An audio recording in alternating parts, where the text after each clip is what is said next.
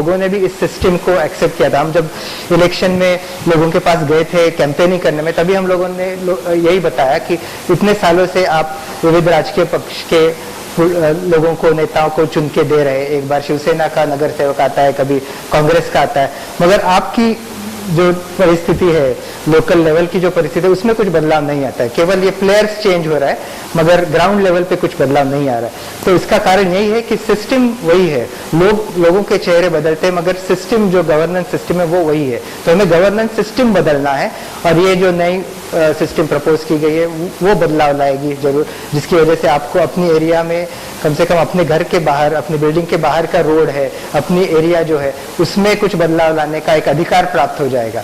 तो मुझे लगता है कि बीएमसी इलेक्शन के हिसाब से ये नगर राज बिल और ये जो रिफॉर्म्स हम लोग प्रपोज कर रहे हैं वो जानना काफी महत्वपूर्ण है।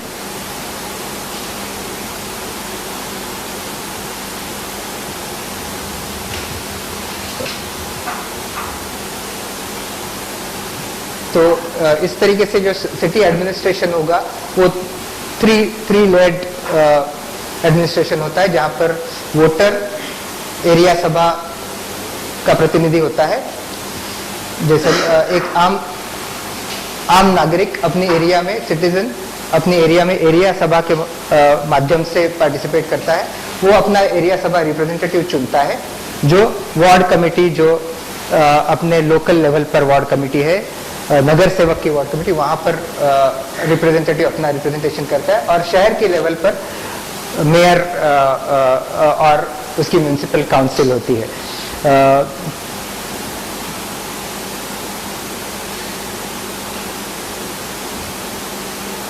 इस तरीके से हमारे अगर ये जो प्रपोजल लोक सत्ता का है कि ये वार्ड कमेटी और एरिया सभा अगर बनाई जाए, तो उससे क्या फायदा होगा कि उससे अपने लोकल जो नगर सेवक है उसके हैंड्स किस तरीके से स्ट्रेंथन हो जाते हैं। तो corporator will be the centre of the municipal activities. आज कॉर्पोरेटर के पास वो अधिकार नहीं है कि अपने लोगों के जो जरूरतें हैं, जो तकलीफें, वो सॉल्व कर सके। उसको वार्ड एडमिनिस्ट्रेशन के पास जाना पड़ता है फंड्स के लिए, कर्मचारियों के लिए। तो उसके बदले में कॉर्पोरेटर के पास अगर फंड्स, फंक्शंस और कर्मचारी उपलब्ध हो, तो जो लोगों की तकलीफें है वो डायरेक्टली वो सॉल्व कर सकता है। इस तरीके से vote, there is a direct correlation between vote and public good, authority and accountability. तो आज ऐसा है कि हम नगर सेवक अकाउंटेबल है नागरिकों को, क्योंकि हम लोग उसको वोट देके चुनते हैं, मगर उसके पास अथॉरिटी नहीं है लोकल काम कराने की। इसके अलावा जो वोट नगर प्रशासन के जो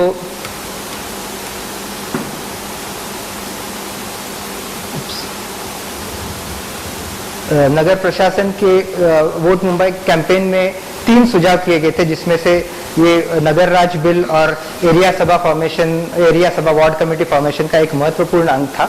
उसके अलावा एक मेट्रोपॉलिटन प्लानिंग अथॉरिटी का भी सुझाव किया गया। जैसे मुंबई शहर है, उसके साथ साथ बाजू की जो एरियाज है उनका प्रशासन है, और डायरेक्टली इलेक्टेड मेयर, ये भी एक है। जैसे हम कहते हैं कि मुंबई शहर दुनिया के बाकी जाने माने शहरों में से एक है। जैसे अगर इकोनॉमिकली इंपॉर्टेंट सिटीज अगर पूरे दुनिया की अगर हम बात करेंगे, तो लंदन, पेरिस, हांगकांग, सिंगापुर, इसके साथ साथ मुंबई का भी नाम आएगा। मगर नागरिकों की जो लिविंग कंडीशंस है, वो अगर हम देखें तो इन शहरों में जो लिविंग कंडीशंस है और मुंबई में शहर है, उसमें कोई भी कंपैरिजन नहीं है। मुंबई के हालात काफ़ी ख़राब है। तो ऐसा क्यों है? तो एक महत्वपूर्ण चीज़ इसमें ये दिखाई देती है कि ये बहुत से जो बड़े शहर है, हम लोगों को सरप्राइज होगा कि इवन शंघाई, जो चाइना में कम्युनिस्ट कंट्री में, वहाँ पर भी एक मेयर अथॉरिटी है शहर में, जो मेयर प्रशासकीय अधिकारी। जैसे अपने देश में भी स्टेट लेवल पर चीफ मिनिस्टर मुख्य अधिकारी है, और फिर उनके प्रिंसिपल सेक्रेटरी और दूसरे जो एडमिनिस्ट्रेटिव ऑफिसर्स है उनको रिपोर्ट करते हैं। मगर सिटी का अगर स्ट्रक्चर हम देखेंगे तो यहाँ पर म्युनिसिपल कमिश्नर जो है मुंबई शहर में, वो municipal commissioner state government appoint करती है। और पिछले काफ़ी सालों से मुंबई शहर में ये स्थिति है कि स्टेट गवर्नमेंट एक राजकीय पक्ष का है, जैसे कांग्रेस का है, हालांकि मेयर जो होता है वो शिवसेना का है। तो इस तरीके से एक कॉन्फ्लिक्ट है। तो म्यूनिसिपल कमिश्नर का अपॉइंटमेंट स्टेट गवर्नमेंट करती है, वो एक IAS ऑफिसर होता है और उसके पास ज्यादा पावर्स है। इवन अगर महानगर पालिका ने और मेयर ने अगर कोई रिजोल्यूशन पास कर लिया, उसको ओवरराइड करने की पावर म्यूनिसिपल कमिश्नर के पास है। तो ऐसा जरूरी नहीं कि आपका नगर सेवक या मेयर कुछ सुझाव करे प्रशासन को तो वो उसको मान्य करे और वो काम करेंगे। तो हम चाहते हैं कि मुंबई शहर में एक डायरेक्टली इलेक्टेड मेयर, आज जो मेयर मुंबई शहर का इलेक्ट होता है, बहुत से नागरिकों को तो उसका नाम भी याद नहीं होता है कि कौन मेयर है शहर का। तो वो कोई लोकल एरिया से कॉर्पोरेटर जीत के आता है। जैसे हम लोगों ने देखा कि 50,000 नागरिक एक कॉर्पोरेटर को चुन के देते हैं। और जो आज की इलेक्शन सिस्टम है, FPTP सिस्टम, तो बहुत सी एरियाज में तो ऐसा देखा गया है कि केवल 6 या 7,000 वोट्स जिसको मिलते हैं वो नगर सेवक बन जाता है।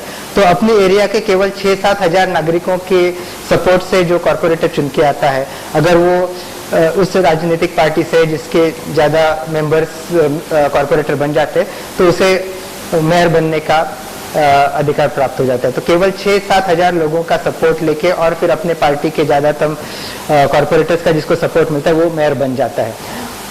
बल्कि अगर हम डायरेक्टली इलेक्टेड मेयर करते हैं तो पूरी सिटी, जो पूरे वोटर्स की संख्या शायद 80 लाख तक मुंबई शहर में अभी वोटर्स की संख्या है, तो 80 लाख लोगों ने अगर डायरेक्टली इलेक्टेड मेयर अगर बनाया तो जरूर कोई ऐसा काबिल लीडर होगा जो पूरे शहर को अपील करता है। ऐसा नहीं होगा कि कोई एक लोकल एरिया का कॉर्पोरेटर जो चुन के आया है वो डायरेक्टली मेयर बन जाए।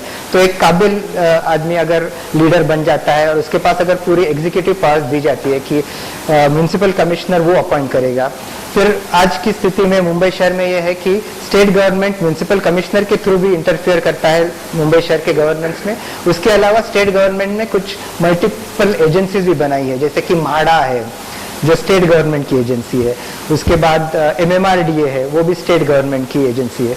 तो ये लोगों को कॉन्फ्लिक्टिंग एरियाज दी गई है कि जहाँ पर वो काम करते हैं। तो मुंबई शहर में कुछ रोड्स ऐसे हैं कि जो MMRDA बनाती है और वो टेरिटोरियल एरिया BMC के अंडर आती है, तो उनका मेंटेनेंस कौन करेगा, ये हमेशा इशू पैदा हो जाता है। या फिर अगर जैसे 26 जुलाई को 2005 में काफी बड़ा फ्लड हुआ था, तब एक बार ऐसा हुआ था कि ये जो BPT का रोड है वो रोड पर फ्लड नहीं था। अगर वो रोड आम नागरिकों के लिए खुला कर दिया जाता था तो काफी लोग उस रोड से निकल सकते थे, मगर तब जो BPT के चेयरमैन थे उन्होंने वो डिसीजन नहीं दिया, क्योंकि वो केंद्र शासन का डिपार्टमेंट है। या रेलवेज की जो लैंड है, जो रेलवे ट्रैक्स की लैंड है, वो रेलवेज के अंडर है। या वेस्टर्न रेलवे और सेंट्रल रेलवे का जो सबर्बन ट्रांसपोर्ट सर्विस है वो भी इंडियन रेलवेज केंद्र शासन के हक में आता है। हालांकि वो मुंबई की लाइफलाइन है, मगर केंद्र शासन की एजेंसी उसमें काम कर रही है। अगर कोई नाला है जो रेलवे ट्रैक्स के नीचे से पास होता है तो उसको अगर साफ करना है तो BMC उसको साफ नहीं कर सकती, उसको रेलवे अथॉरिटी के पास जाना पड़ता है। और इस तरीके से जो तो इस तरीके से जो मल्टीप्लिसिटी ऑफ एजेंसीज है कि अलग अलग एजेंसी एक ही टेरिटरी में, तो इसकी वजह से काफी कंफ्यूजन होता है, कॉन्फ्लिक्ट होता है एजेंसीज में कि किस तरीके से किस एरिया में किसने काम करना है। जिस तरीके से पुलिस स्टेशन की टेरिटरी के बारे में होता है कि ये मेरी पुलिस स्टेशन की हद में है या नहीं है, उसी तरीके से ये जो मुंबई शहर की जो व्यवस्था करनी है वो किस एजेंसी ने क्या करना चाहिए उसके बारे में भी कॉन्फ्लिक्ट। तो अगर डायरेक्टली इलेक्टेड मेयर हो तो वो एग्जीक्यूटिव अथॉरिटी बनेगी कि जो पूरे मुंबई के प्रशासन में का उसके पास अधिकार होगा, और जो भी एजेंसी मुंबई शहर में काम करती है वो डायरेक्टली मेयर को रिपोर्ट करेगी। जैसे बाकी के शहरों में जहाँ के पुलिस कमिश्नर अपने सिटी के मेयर को रिपोर्ट करते हैं। तो जैसे जब 9/11 हुआ था अमेरिका में, तब पूरे दुनिया को मालूम पड़ा कि न्यूयॉर्क का मेयर कौन है। जब लोगों की तरफ से बात करने की बात आई तो मेयर सामने आए थे, मीडिया के सामने आए थे, उन्होंने पूरे वर्ल्ड को ये जानकारी दी कि क्या हुआ है, किस तरीके से सॉल्व। मगर जब बम्बई में कुछ हादसा होता है, जैसे 26 जुलाई का हुआ था, या टेररिस्ट अटैक हुआ था 26/11 का, या रिसेंटली भी जो अटैक, हर बार चीफ मिनिस्टर सामने आता है। तो ऐसा कोई नेता नहीं है कि जिसको हम कहते कि वो बम्बई शहर का नेता है।